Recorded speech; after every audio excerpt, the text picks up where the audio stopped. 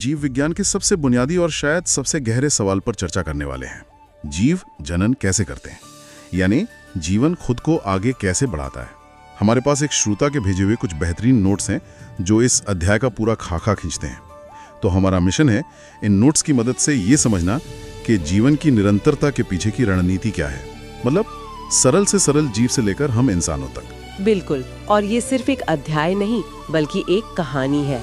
कहानी इस बात की कि कैसे अरबों सालों में जीवन ने जानकारी मतलब डीएनए को एक पीढ़ी से दूसरी पीढ़ी तक पहुंचाने के अविश्वसनीय तरीके विकसित किए हैं। और इस कहानी में क्लोनिंग भी है, जोखिम भी है और अद्भुत तालमेल भी। तो चलिए कहानी की शुरुआत करते हैं। पहले स्लाइड में कुछ बड़े सवाल उठाए गए हैं। सबसे पहला और सीधा सवाल, जनन आवश्यक क्यों है? क्या ये सांस लेने या खाने जितना जरूरी है?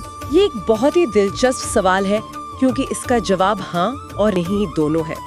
नोट्स में लिखा है कि यह किसी एक जीव के जीवित रहने के लिए अनिवार्य नहीं है, पर यह प्रजाति के अस्तित्व के लिए महत्वपूर्ण है। अच्छा, इसे ऐसे समझिए, कोई एक इंसान बिना बच्चे पैदा किए अपनी पूरी जिंदगी जी सकता है। हाँ, ये तो है। लेकिन अगर पूरी मानव जाति जनन करना बंद कर दे तो 100 साल में इंसानों का अस्तित्व ही मिट जाएगा। तो जनन एक व्यक्तिगत जरूरत नहीं बल्कि एक प्रजाति की जरूरत है। ठीक है। तो ये प्रजाति को बचाने का एक तरीका है। लेकिन जब जनन होता है तो क्या एक जीव अपनी हूबहू कॉपी बनाता है? नोट्स का अगला सवाल इसी से जुड़ा है। क्या जीव अपनी पूरी प्रतिकृति बनाते हैं? और यहीं से ये कहानी दिलचस्प होनी शुरू होती है। इसका सीधा जवाब है नहीं, और यही नहीं विकास का आधार है। जनन की पूरी प्रक्रिया डीएनए की कॉपी बनाने पर टिकी है। डीएनए यानी डीऑक्सीराइबोन्यूक्लिक एसिड जीवन की ब्लूप्रिंट है। जब कोशिका बढ़ती है तो पहले इस ब्लूप्रिंट की कॉपी बनाई जाती है। लेकिन मुझे लगता है कि किसी भी कॉपी करने की प्रक्रिया में थोड़ी बहुत गलतियां तो हो ही जाती हैं। क्या यहाँ भी ऐसा ही होता है? बिल्कुल, और यही सबसे महत्वपूर्ण बात है। नोट्स में इसे विभिन्नता यानी वेरिएशन कहा गया है। डीएनए की कॉपी बनाने की प्रक्रिया अविश्वसनीय रूप से सटीक है, लेकिन 100% नहीं। इसमें छोटे मोटे बदलाव आ ही जाते हैं, और यही बदलाव प्रजाति के लिए एक तरह का इंश्योरेंस है। इंश्योरेंस? वो कैसे? सोचिए, अगर किसी प्रजाति के सभी जीव जेनेटिक रूप से एक जैसे हो और कोई नई बीमारी आ जाए जो एक को मार सकती है, तो वो पूरी प्रजाति को खत्म कर देगी। सही। लेकिन अगर उनमें थोड़ी विभिन्नता है तो शायद कुछ जीव उस बीमारी से लड़ने में सक्षम होंगे और वे बच जाएंगे। यह प्रकृति का पोर्टफोलियो डाइवर्सिफिकेशन है। वाह!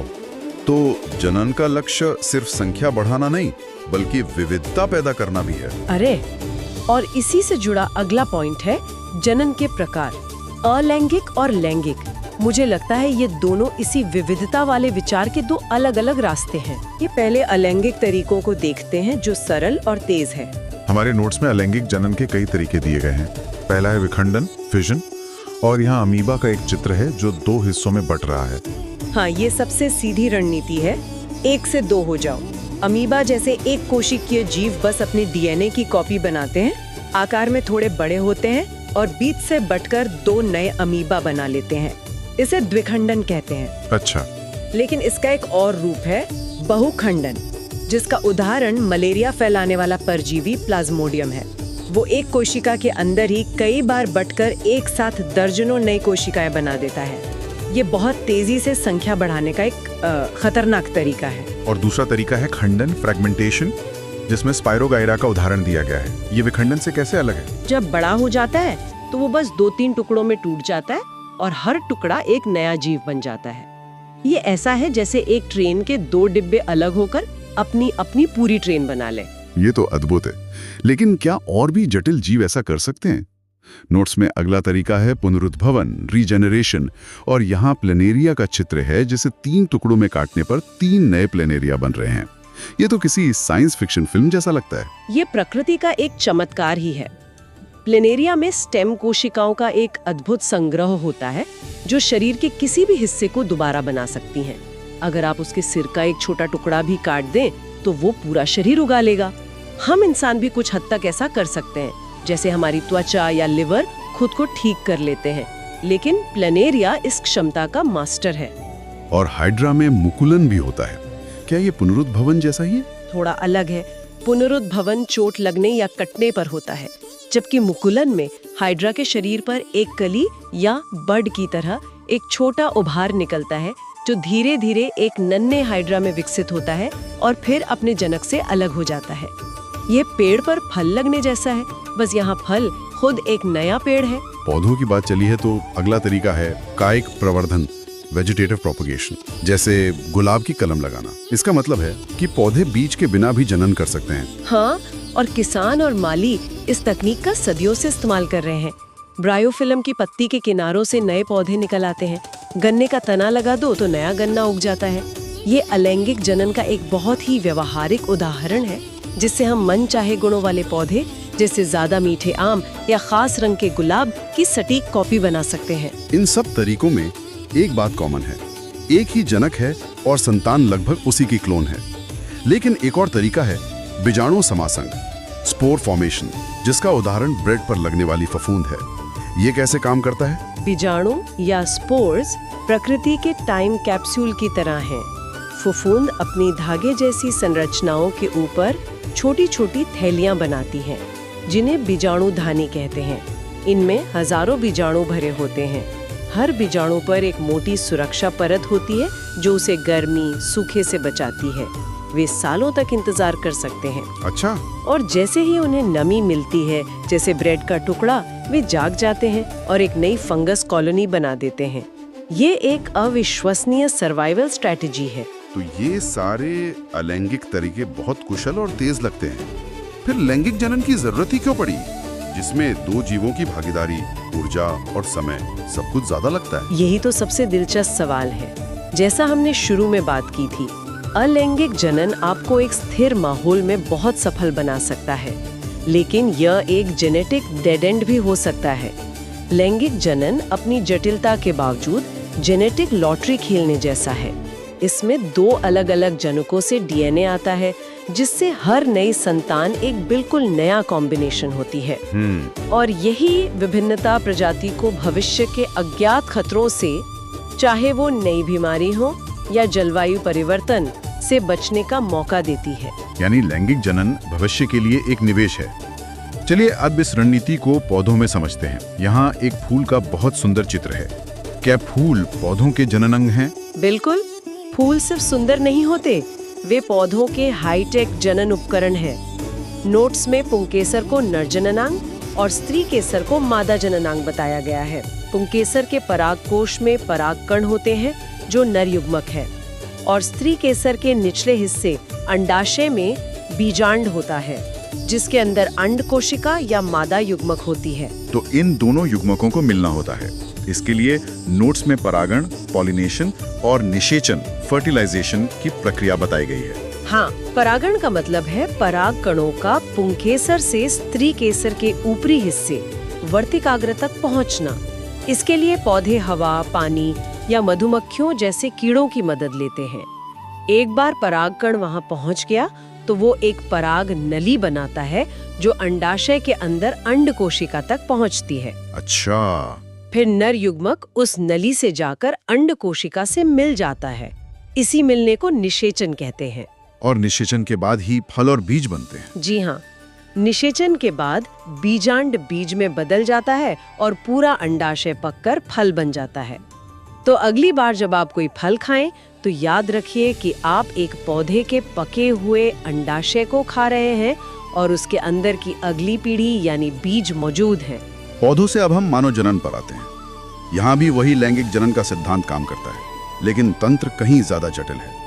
पहले नर जनन तंत्र की बात करते हैं। यहाँ मुख्य अंग है वृषण यानी टेस्टिस, जो शुक्राणु यानी नर युग्मक और टेस्टोस्टेरोन हार्मोन बनाते हैं। शुक्राणु शुक्रवाहिका नाम की नली से आगे बढ़ते हैं और रास्ते में शुक्राशय और प्रोस्टेट ग्रंथि से निकलने वाला तरल पदार्थ उनसे मिलता है।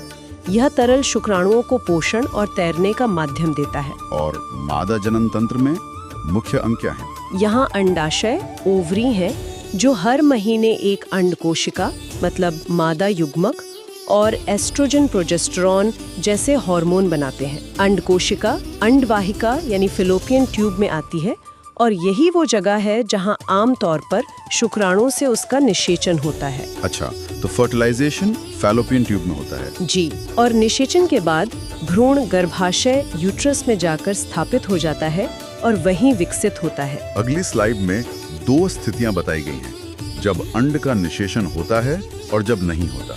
चलिए पहले देखते हैं कि निषेचन होने पर क्या होता है। अगर अंडवाहिका में शुक्राणु अंड कोशिका से मिल जाता है तो निषेचन हो जाता है और युग्मनज बनता है। ये विभाजित होकर भ्रूण बनाता है और गर्भाशय की दीवार से चिपक जाता है। यहाँ एक अद्भुत अंग विकसित होता है जिसे प्लेसेंटा कहते हैं। प्लेसेंटा मुझे हमेशा से बहुत आकर्षक लगा है। ये भ्रूण का हिस्सा है लेकिन माँ के शरीर के अंदर काम करता है, वो भी बिना माँ की प्रतिरक्षा प्रणाली द्वारा खारिज किए। ये कैसे संभव है? ये जीव विज्ञान के सबसे बड़े चमत्कारों में से एक है। प्लेसेंटा एक तरह का डिप्लोमेटिक जोन बनाता है। ये माँ और भ्रूण के रक्त को सीधे मिलने नहीं देता, लेकिन पोषक तत्वों जैसे ग्लूकोज, ऑक्सीजन और एंटीबॉडीज को माँ से भ्रूण तक जाने देता है और भ्रूण के अपशिष्ट पदार्थों को बाहर निकालता है। ये एक साथ फिल्टर, फेफड़े और किचन का काम करता है। इस पूरे विकास में करीब 9 महीने लगते हैं। और अगर निषेचन ना हो तो शरीर हर महीने की तय की गई तैयारी को खत्म कर देता है। गर्भाशय हर महीने एक संभावित भ्रूण के लिए अपनी अंदरूनी दीवार को मोटा और रक्त वाहिकाओं से भरपूर स्पंजी बना लेता है। जब निषेचन नहीं होता तो इस परत की जरूरत नहीं पड़ती और ये टूटकर रुधिर और म्यूकस के रूप में योनि मार्ग से बाहर निकल जाती है। जी। इसी प्रक्रिया को ऋतुस्राव या रजोदर्शन मेंस्ट्रुएशन कहते हैं। यह लगभग 28 से 30 दिन का एक चक्र है जो दिखाता है कि शरीर लगातार जीवन की संभावना के लिए तैयार रहता है। अब हम एक ऐसे विषय पर आ रहे हैं जो सिर्फ जीव विज्ञान नहीं बल्कि समाज और स्वास्थ्य से भी जुड़ा है। ये जानना कि जीवन कैसे बनता है एक बात है, लेकिन इस प्रक्रिया को जिम्मेदारी से संभालना बिल्कुल अलग। चलिए जनन स्वास्थ्य की बात करते हैं। ये बहुत जरूरी विषय है। नोट्स में पहले यौन संचारित रोगों STDs का जिक्र है। यौन क्रिया द्वारा कई बीमारियां फैल सकती हैं। कुछ जीवाणु जनित हैं जैसे गोनोरिया और सिफिलिस, और कुछ वायरस जनित जैसे HIV एड्स। कॉन्डम का प्रयोग इनसे काफी हद तक सुरक्षा प्रदान करता है। और दूसरा पहलू है गर्भ निरोधन, यानी अनचाहे गर्भ को रोकना। नोट्स में कई विधियां दी गई हैं। हाँ, और ये अलग अलग सिद्धांतों पर काम करती हैं। यांत्रित अवरोध जैसे कंडोम शुक्राणु को अंड कोशिका तक पहुंचने से रोकते हैं। हार्मोनल गोलियां अंडाशय से अंड कोशिका के निकलने की प्रक्रिया को ही रोक देती हैं। कॉपर्टी जैसी युक्तियां गर्भाशय में शुक्राणुओं को निष्क्रिय कर देती हैं। और अंत में शल्य क्रिया या नसबंदी है जो पुरुषों या स्त्रियों में युग्मकों के रास्ते को स्थायी रूप से बंद कर देती है। इसी स्लाइड में एक बहुत गंभीर चेतावनी भी है। भ्रूण लिंग निर्धारण एक कानूनी अपराध है। हाँ, और ये सिर्फ एक कानून नहीं बल्कि एक सामाजिक जरूरत है। तकनीक का दुरुपयोग करके जन्म से पहले लिंग का पता लगाना और कन्या भ्रूण हत्या एक अपराध है, क्योंकि ये समाज में लिंगानुपात को बिगाड़ता है, जिसके बहुत बुरे सामाजिक परिणाम होते हैं। बिल्कुल। एक स्वस्थ समाज के लिए लड़कों और लड़कियों की संख्या में संतुलन होना अनिवार्य है। अब हम आखिरी स्लाइड पर हैं। इसमें एक आधुनिक तकनीक ऊतक संवर्धन टिश्यू कल्चर का जिक्र है। ये एक तरह से इंसानों द्वारा किया जाने वाला कायिक प्रवर्धन है, लेकिन लैब में। इसमें पौधे की कुछ कोशिकाओं को लेकर उन्हें एक पोषक माध्यम में उगाया जाता है। वे कोशिकाएं बढ़कर एक गुच्छा बनाती हैं जिसे कैलस कहते हैं। फिर हार्मोन्स की मदद से उस कैलस से हजारों नए पौधे उगाए जा सकते हैं। और वो सभी जेनेटिक रूप से एक जैसे होते हैं। हाँ बिल्कुल।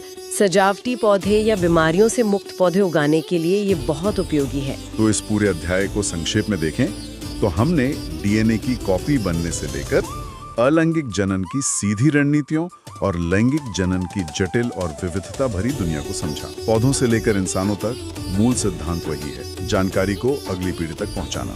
हमने देखा कि अलैंगिक जनन जहां क्लोन बनाकर तेजी से फैलता है, वहीं लैंगिक जनन 2 जनकों की डीएनए को मिलाकर विभिन्नता पैदा करता है, जो प्रजाति के लंबे समय तक अस्तित्व के लिए जरूरी है। यह दक्षता और लचीलेपन के बीच का एक अद्भुत संतुलन है। तो ये था जीव जनन कैसे करते हैं अध्याय पर हमारा विश्लेषण। हमने नोट्स के हर हिस्से को जोड़कर एक पूरी कहानी बनाने की कोशिश की। उम्मीद है अब सारे कॉन्सेप्ट्स और उनके पीछे का क्यों स्पष्ट हो गया होगा। बिल्कुल। और अंत में श्रोता के लिए एक विचार छोड़ जाती हूँ। हमने देखा कि विभिन्नता प्रजाति के अस्तित्व के लिए कितनी जरूरी है। अब जरा सोचिए, अगर इंसान सिर्फ अलैंगिक जनन कर पाते और हम सब एक दूसरे के जेनेटिक क्लोन होते, तो आज हमारी दुनिया कैसी होती? हमारी कला, हमारा समाज, हमारी बीमारियां और हमारी क्षमताएं, सब पर इसका क्या असर पड़ता?